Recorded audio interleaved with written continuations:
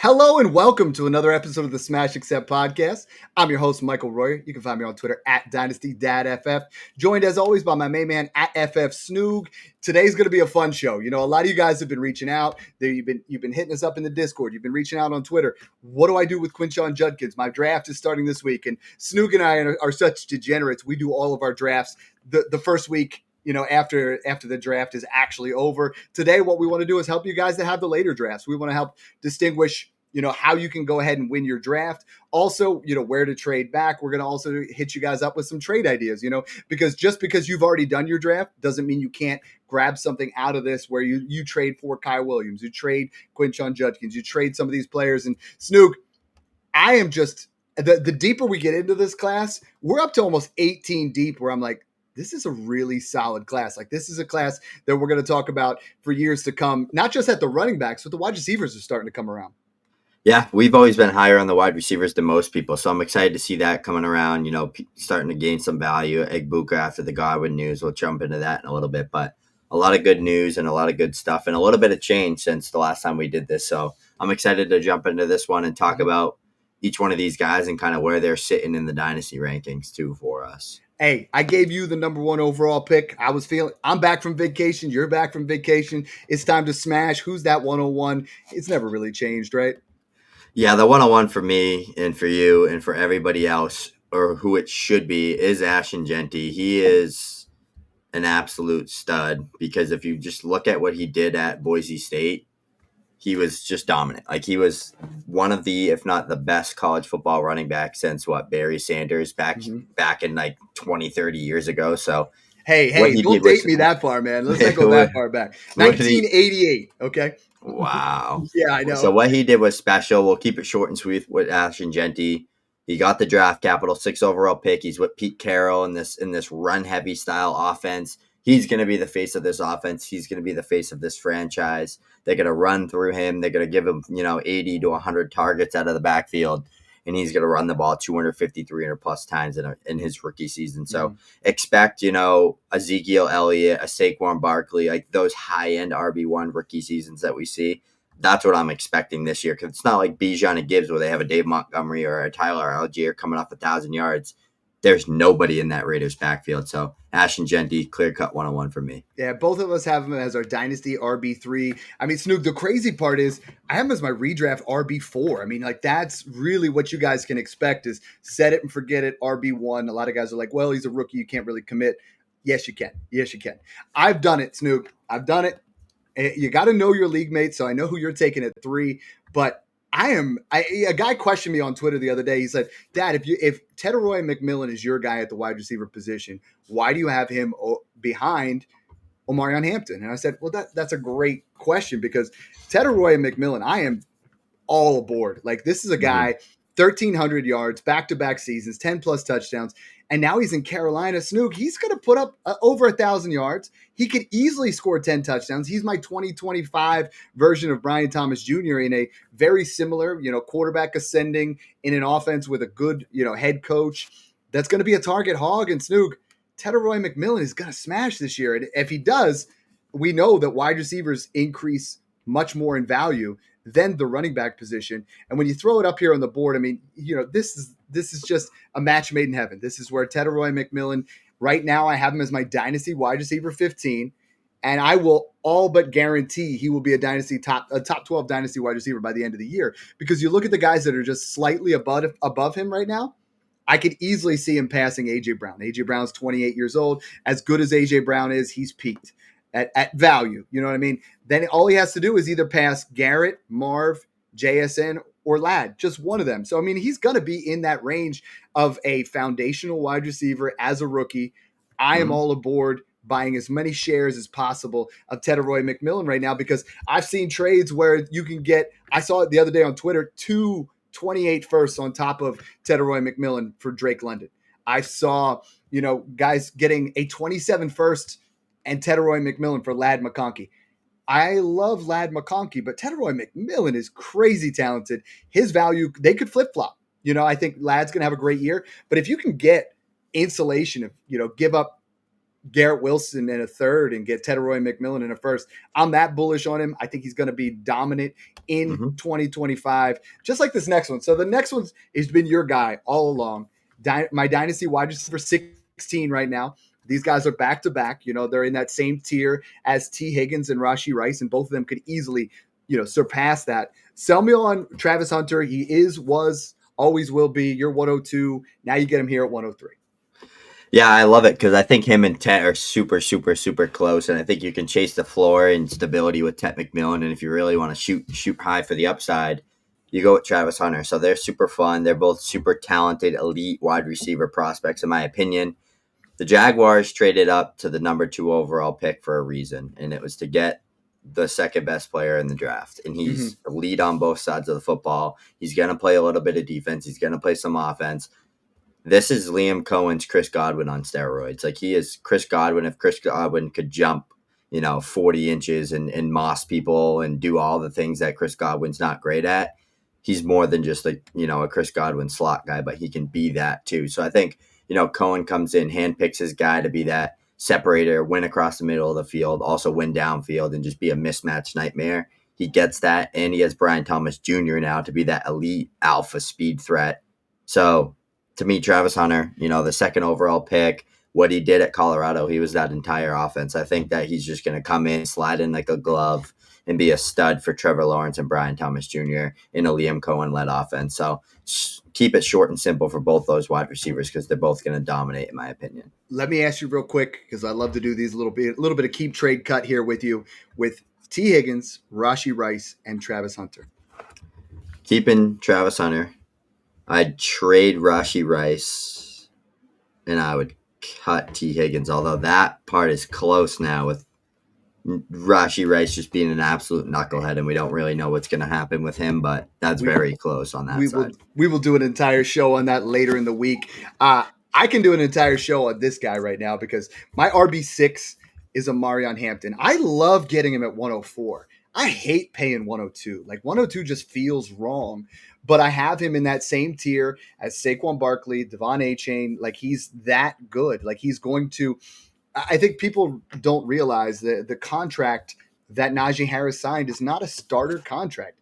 Now, potentially the fireworks accident, which no one's hearing anything. Snoog, if we knew Omarion Hampton was the bell cow, he is a top 10 redraft running back. I was going to say. He will put up – if we knew that there was something really wrong with Najee Harris, and this is what's interesting with RJ Harvey, Kaleb Johnson, all these guys that aren't Ashton Jeanty, is if and when once of these guys go down, right? So when Najee goes down, when Dobbins goes down, when they leave for contracts, any of those things, these dudes' values are going to skyrocket. So this is a rare occasion where, I know I don't say this, but when you are rebuilding, you should be getting these guys. You should, because their value is going to go up.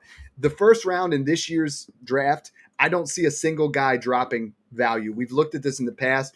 Guys have had mediocre seasons like Dalton Kincaid, or they've had, a Marvin Harrison Jr. And the value maintains. And this year's first round isn't any different. I think this class is elite. And right now, you can get people are so caught up with that Najee Harris is there. This is a great landing spot.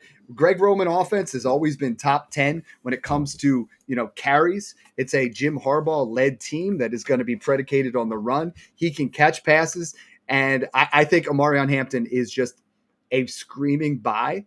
Not at the 102, right? There's a totally different – his dynasty value, Snoog, is totally different than his rookie ADP.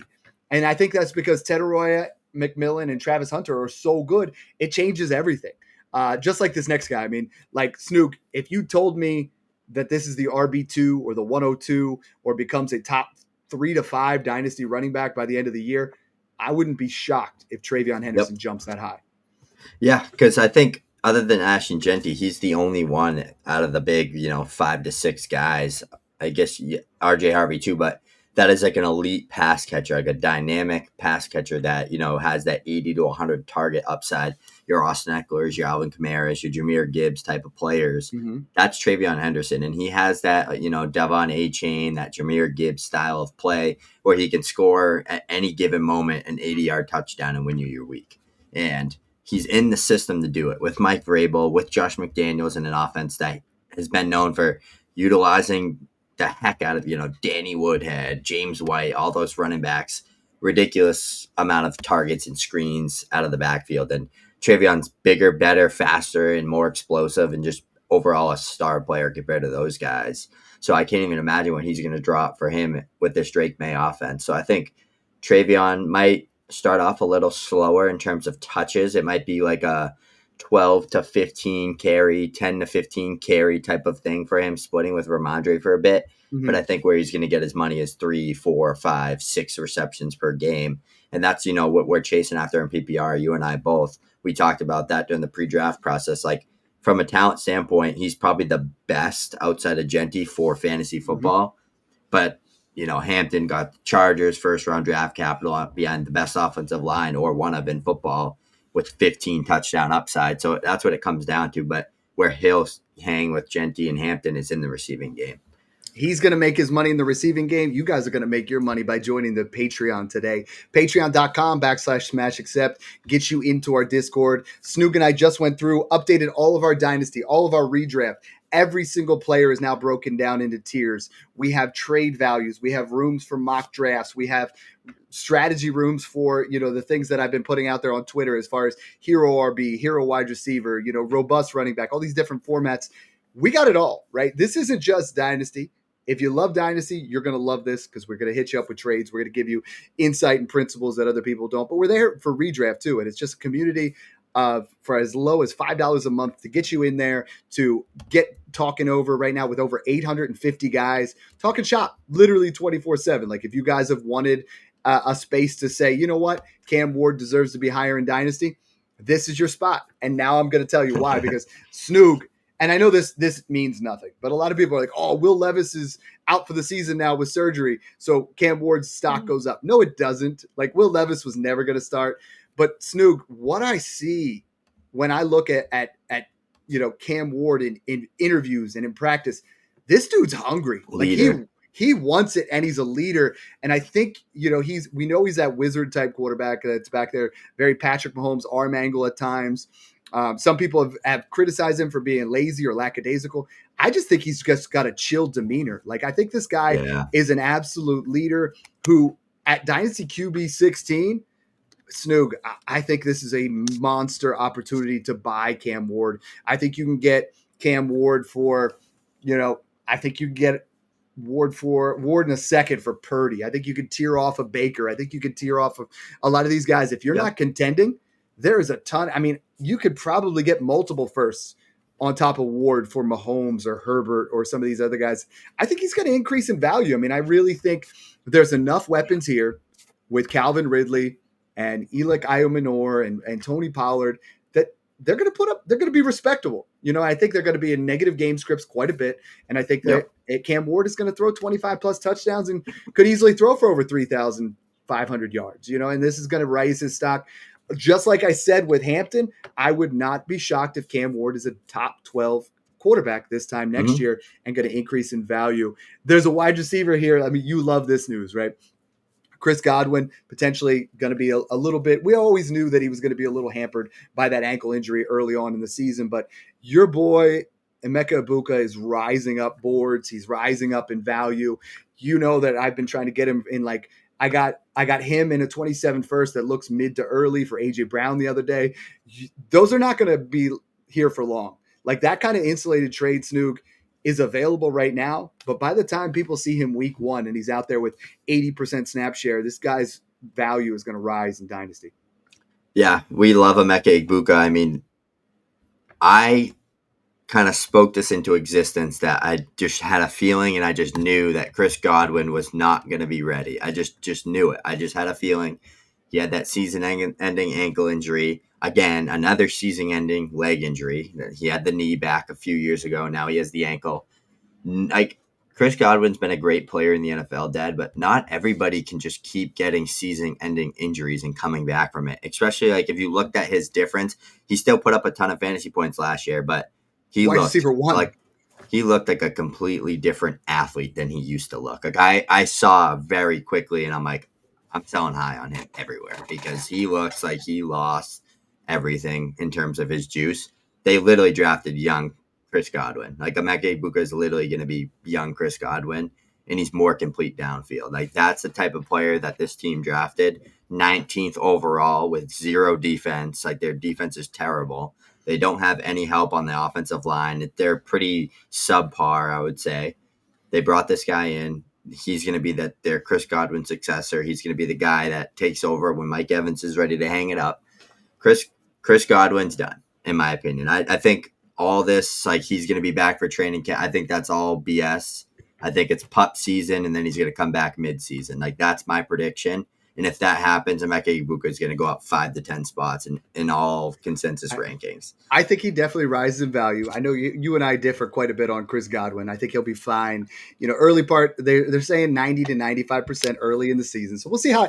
I think he's the slot guy. The interesting part with me is Jalen McMillan. Like, what do we possibly do with his stuff? I know, right?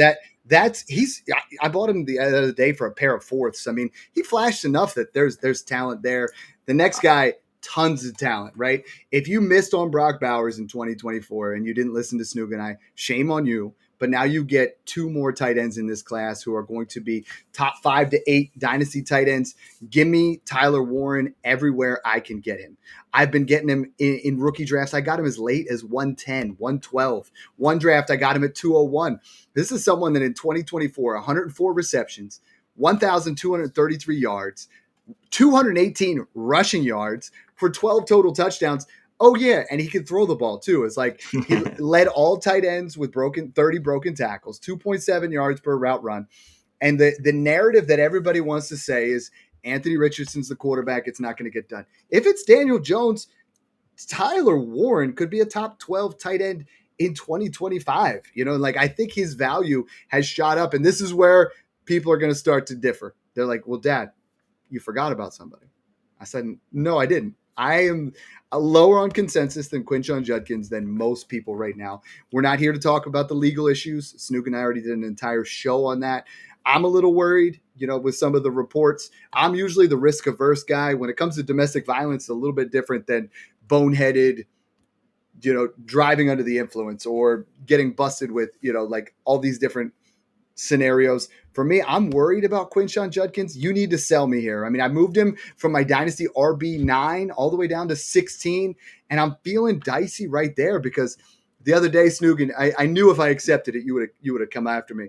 But I almost traded Quinshon Judkins in a second for Chase Brown.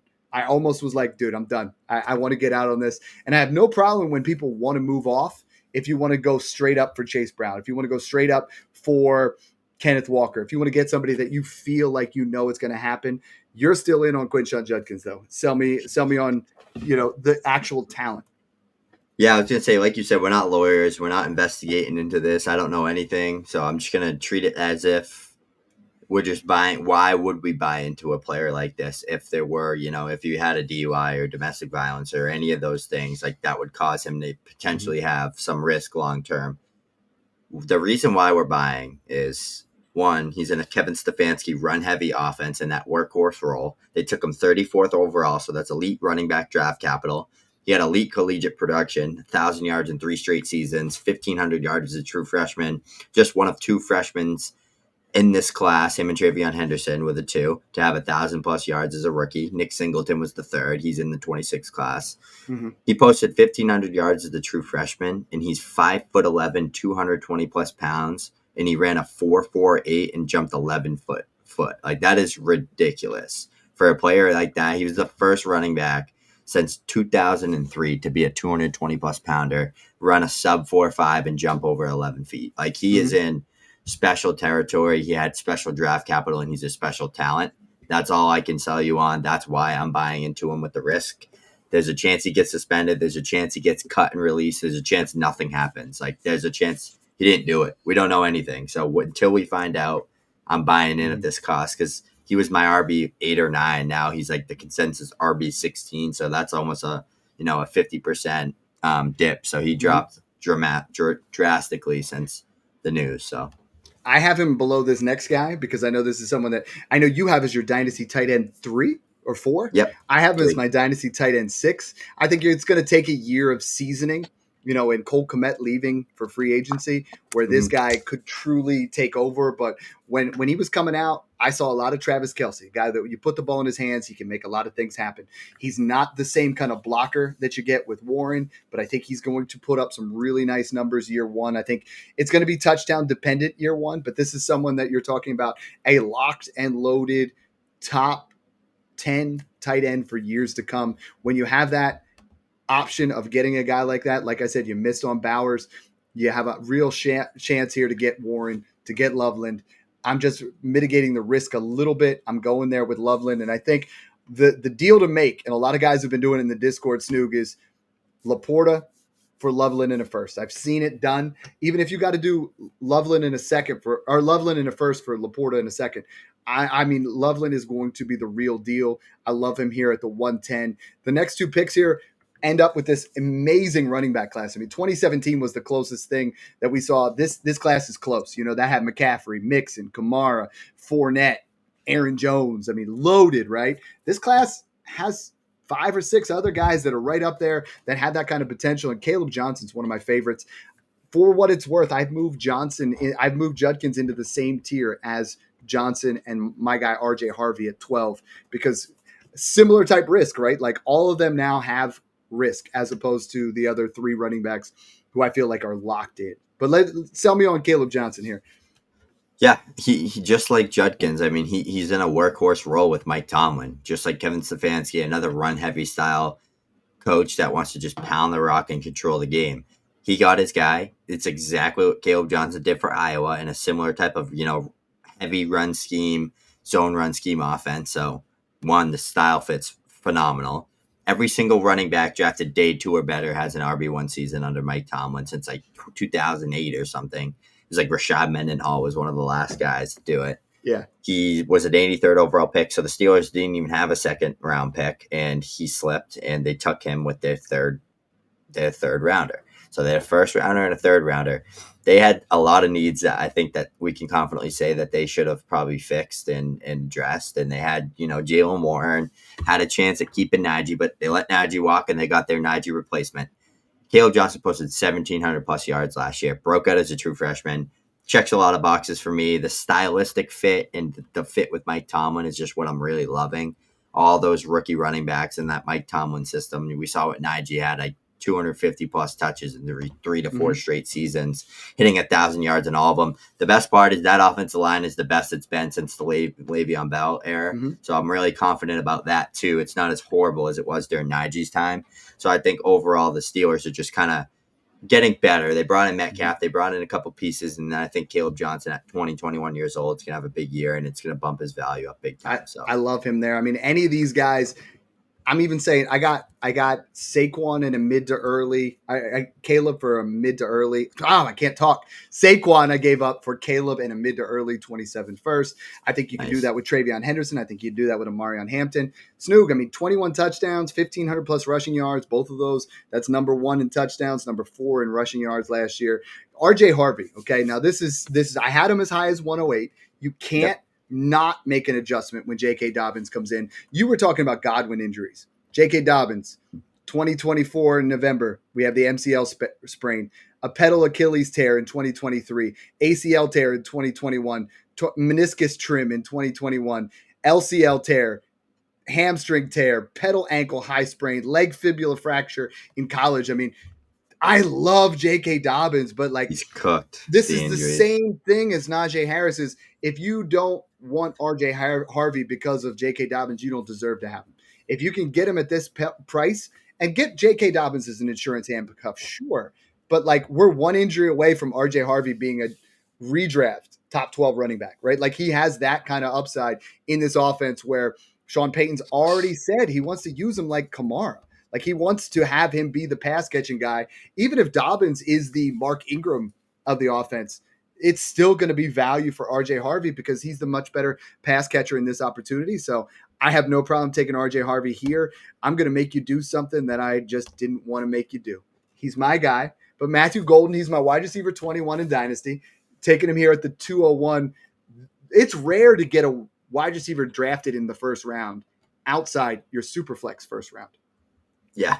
What I like about Matthew Golden is, one, I think he's a very capable player to be a number two in an offense. I don't think he's a number one, and that's kind of where I'm a little bit lower on him. But he Mhm. has the speed and he has the hands. He has really strong hands. He makes tough catches. He's a reliable every down target, and that's what the Packers need. Like Jordan Love needs that. Mhm. That that LaFleur offense needs that. They have Jaden Reed, they have Wicks, they have all these separators that can't catch the damn football. Matthew Golden can catch the football, and that's kind of where he slides in. And he's a first round pick, and he's fast, and there's just good upside with a player like that to gain some value. He's a lot like a Jordan Addison to me, a little bit like a Zay Flower, like those type of players. I think that's like what his ceiling will be, as one of those guys. Snoog, I think we lost Snoog there, but he's definitely in on Matthew Golden. Me at the 202, I'm taking Jackson Dart here. I mean, I think Jackson Dart is a elite level pick at the 202. You're going to get a starter here. You had round one draft capital, someone that I think could really ascend up boards. We saw Michael Penix Jr. do this in the past. We saw a lot of players that have taken on, they get drafted, they season for a little bit. As soon as they start, their value skyrockets. And I think Jackson Dart is going to be one of those guys to go ahead and do that. He's someone that right now is one of my top rebuilding buys. He's someone that I'm really trying to go out there and I'm trying to make offers. I'm trying to get insulated first. I want to make sure I give up maybe Trevor Lawrence to get Jackson Dart in a 27 first, or Bryce Young and move back, because I think Jackson Dart has Malik Neighbors. He has time that he's going to learn from Russell Wilson. He's a gunslinger. When he comes out, he's going to put up massive numbers. I'm all in on Jackson Dart. I think now is one of the last times you're going to be able to do it, because by week 6, I project that we're probably going to see a changing of the guard at the quarterback position. We're not going to see Russell Wilson out there for long, because they're going to have to be competitive. And if they're not competitive, Jackson Dart is going to be that guy. I'm going to steal Snoog's guy since he's not back yet. Luther Burden. No wide receiver in this class has increased more in value from rookie camp hype than Luther Burden. Luther Burden the third. He's my dynasty wide receiver 24. Someone that, honestly, if you look at this offense, he is going to go and ascend up boards. A lot of people have him as your Amon-Ra St. Brown type. They have him as that guy who's going to move into that system. I personally think, now that Snoog's back and I started to talk a little bit about Luther Burden, Snoog got so upset that I made I him was talk about pissed. Matthew Golden that his whole computer crashed. But my man is back. Snoog, I covered Jackson Dart and I got into Luther Burden here, talking about how much he's ascended up boards, how much a lot of people want him to be that Amon-Ra St. Brown. And I think year one, this is the type of move where it's like you buy low on Luther Burden. And if we see a DJ Moore injury, or we see an injury to, Colston Loveland, any of these guys, he's going to move up here. So give me a quick synopsis before we move up onto the next guy on Luther Burden. Yeah, I think he's the long term play. Just like we saw with kind of with how JSN and Roma Dunze worked out. I think it's the same way there. I think they are going to get out of DJ Moore's contract eventually. And I think it's going to be, Next year. Roma Dunze, Luther Burden, and Loveland are going to be the 3-headed monsters, just like we saw with Amon-Ra, Jameson Williams, and Sam Laporta there for Ben Johnson. So I think he's a super talented player. He's a unique type of talent. And I think you need a Ben Johnson to really unlock that ceiling with a talent like himself.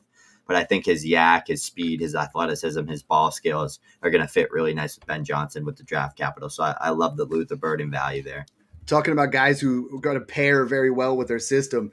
This is one of the guys, I put a Twitter poll out there. It's my guys, my Twitter guys, the guys on redraft that I'm drafting. And when you combine the two and you start to look at redraft and dynasty, when they start to, align, and I think most of your dynasty content creators don't dip into redraft. Most of your redraft guys don't dip into dynasty. Snoog and I do it both. And the more I got into Jaden Higgins in redraft, the more I'm like, damn, we're too low on this guy. Like, this guy is a Nico Collins-like player. If we see him as the big slot, he's going to put up crazy numbers. Ultimately, I think he's going to be on the outside, but Nico Collins has not been someone that is a staple of consistency as far as staying healthy. And I think Jaden Higgins could easily put up 1,000 yards in his rookie season with CJ Stroud in that Stephon Diggs role. Let Jalen Noel and Christian Kirk kind of be in that Tank Dell. But I think Jaden Higgins is going to be a guy, when this is all said and done, we're like, we should have been taking him higher. The other guy, these are the guys, these early seconds are gold. Snoog and I have been talking about this since February, but now you get Trey Harris. Dynasty wide receiver 39 with Justin Herbert. And, if you don't believe in Quinton Johnston, Trey Harris is going to be the truth. Yeah, I like him a lot. He was a guy that was probably pacing, 1,800 to 2,000 yards this past season before injury. He had like 1,000 yards and almost like 8 or 9 touchdowns and like a very small sample size with Jackson Dart. They were going to put up video game type numbers. And my favorite things about Trey Harris, he makes 50-50 balls look like 70-30. He can run routes. He can win across the middle of the field, and he wins downfield, and that is what Justin Herbert needs, and that's what they drafted Quinton Johnston to do, but he hasn't been able to do it, and he's just dropped a ton of big moments and big plays for them, and I think Trey Harris is going to come in and capitalize in that Quinton Johnston role. I think the two of them with Lab McConkey is going to be a good fit, and it's going to really boost Justin Herbert's draft stock, but I think Trey Harris is more polished than Quinton Johnston is. All right, if you can, everybody wants to see the board here real quick. So if you pull down Trey Harris, so far you look at this and you got, Ashton Jeanty, Tetairoa McMillan, Travis Hunter, Omarion Hampton. For me, that's a tier break. Then you got TreVeyon Hendersoj, Cam Ward, Emeka Egbuka. I think then we got another tier break. Then we look at both the tight ends, Warren, Loveland, Judkins, Johnson, Harvey. The way we have it set up here is a snake, but that's perfectly fine. Then I think that's another tier break. In this group here, there's one other guy in this group that I believe belongs in this tier, and that's Cam Skattebo. Snoog and I have been on the Cam Skattebo train for a long time. He's someone that ultimately should take over that running back role. Tyrone Tracy is 1 or 2 fumbles away from Skattebo just going crazy. And this is someone that you look at what he did with yards per route run and how many, 1,800 plus all-purpose yards. Snoog, this is someone who does it all. We're excited for what we could possibly see from Skattebo. I think this is where the tier break ends again. Skattebo's that guy. Let's hit quick hitter here on 207 through 212. Give the people what they came for. Give them some insight on Bashal Tutin. Yeah, I'm not super confident in Bashal Tutin, but I think you're chasing upside here. I mean, he's the first running back that Liam Cohen comes in and drafts. He gets him in the 4th round. He's an elite athlete, blew up the combine, absolutely demolished it, like 4.3, 40, jumped out of the gym. We knew that all along, that he was a track star and that he was going to be a crazy good athlete. It's just the fact that Liam Cohen comes in and handpicks him, and the fact that ETN's on a contract year and Bigsby's been, hot and cold, up and down type of player. I think dream scenarios, ETN balls out, gets paid, and goes somewhere else next year, and then Tutin slides into that, you get 2 guys. That 1-2 role with Bigsby, and kind of be that like Bucky Irving type of player, even though he's nothing like Bucky and he's not as good as Bucky, but that type of style of play. So I think, he was an early 4th round pick. I just think the process just tells you to chase the upside with Tutin here, because a lot of the other guys were not like, they're not knocking our socks off. Not that Tutin is, but I think he has the most upside. The interesting thing about Tutin, right? I saw someone the other day compare him to Clyde Edwards-Helaire. Because why? Because he moved up boards for you? And he should have. His combine was electric. He was phenomenal. But they drafted him in the 4th round. So now you're getting him as a late second. This is not heavy draft capital to invest, especially for a guy who, Stephon Diggs looks like he's going to be ready for a training camp. So this is why Kyle Williams, I think, drops a little bit. But this is someone that's unlike any other wide receiver on that Patriots offense. Explosive release package, dangerous yards after the catch, versatile alignment all over the place, speedy deep ball threat. Snoog, in college, 70 receptions, 1180, 14 touchdowns. Drake May's got a big arm. I'm having a hard time not getting excited about Kyle Williams. He falls to this spot. Sleeper doesn't even give him a picture. Do the man some service, Sleeper. Let's make sure we message them on that. But this dude's going to be really good, and you're getting him at a fraction of the cost. This next guy, I also think falls in this area of a wide receiver that Snoog lands in a good spot. Last year, nobody wanted Bowers to land with the Raiders. Nobody wanted this guy to go here, that guy to go there. Jack Beck with the Raiders is fairly open. It's an open wide receiver room outside of Jacoby Myers. Yeah, he's a dog. I like the player. I like the personality. I really like his story. I think he was someone during the pre-draft process that really impressed me, of the off the field things and just kind of his work ethic and the story with his brother and stuff. So he's a player I'm always rooting for. He got drafted in the 2nd round. As of today, he's the number 2 wide receiver on the Raiders. And is Jacoby Myers really that good where it's going to hold back from being potentially better, right? They're going to kill us in the comments. People love Jacoby Myers, man. I've been getting ripped up. He's okay. I like Myers. I like him too. He's okay. He's a number 2 or number 3 on an offense, but he's not like a guy I'm like, oh, he's my wide receiver 1. I'm pumped. Like, if you're saying that, then you're just lying straight to your face, and that's just brutal. But Beck can do all the things Myers does, just the tough catches across the middle of the field, that slot roll. They're going to be a good 1-2 combo, and then you got Brock Bowers and Jeanty for the real superstars on that offense. So I'm excited. But Beck here, wide receiver 45 at the 209, I think that's great value for a player that, has been a baller in college. So. Dude, my next guy I love, like if this is a straight up rebuild and you have all your foundational wide receivers, I would consider taking Milroe over Beck, over Williams, over Tootin, not over Scatterbo. But I think elite rushing upside in college. I mean, 48.5 rushing yards per game, 32 touchdowns. Snoog, that's 11.8 fantasy points per game. Like that's borderline RB2, or I'm sorry, RB2. It is RB2. Yeah, it's borderline exactly. QB2 production before he throws a pass. It's not pretty. He's going to sit behind Darnold. I don't love that for the Seattle pass catchers, but I do love it for Kenneth Walker, Charbonnet, whoever's there, and Jalen Milroe. Tell me he got a picture. He got his own picture on Sleeper. He got a picture. Let's get Jack Peck and Kyle Williams a picture. And Tootin. Milroe is a guy that, like, Snoog, if I'm rebuilding and I can go ahead and I can trade Matthew Stafford in a third for Milroe in a second, and I don't need him, do it. Like, get off the veterans. I did the other day. I traded Aaron Rodgers straight up for him because the guy needed a QB2. I was like, yeah, done. Take Aaron Rodgers. Get him off my team. I want Jalen Milroe. 2 more guys here. And then I want to focus ahead on one guy in the 3rd round that you just won't pass up. Hit me on Mason Taylor here. Already a top 12 dynasty tight end. Yeah, I really like the talent, and I like the film. He's a complete player. He can do it all, and I think with this Jets offense, he's literally going to be the number 2 option behind Garrett Wilson and Breece Hall, so 3rd option technically, but right there with those studs. He's young. He checks a lot of boxes. He's with Fields. We saw what Fields did with Cole Kmet, top 10 tight end when he was playing with him. I think he was like top 8 actually, so Fields hits his tight ends. You're going to see a lot of heavy play action, a lot of running the football, a lot of like across the middle of the field. Garrett Wilson, Mason Taylor are going to have a field day. So I like Mason Taylor, especially at this value. Like when you're trying to hit on that dynasty tight end that hits that big jump, and it's these type of players, the players that you're getting that went in the 2nd round that kind of fall down the radar a little bit. So there's a couple that fell into the 3rd round. Oronde Gadsden has really been looking sharp at camp. Elijah Arroyo is the starter for Seattle now. I mean, those guys are in that conversation. At 212, I don't want to do it, but I got to do it just for principle. Yeah. Tyler Shuck has to be a 2nd round pick because he will be the starter, and I think from the way things go, when you look at Superflex, you got to take a shot here. I don't love it. I'm just doing it based off of principle. Snoog, if you have one guy, and you and I talk about sleepers a lot. Again, there's the link, patreon.com/smashaccept. Actually, give me 2 guys. Give me 2 guys from the 3rd and 4th round that you're like, you know what? I got to get me one of these players because this is what's left on the board here. And there's a lot of really good, talented players in round 3, round 4 that become, could end up being something. Yeah.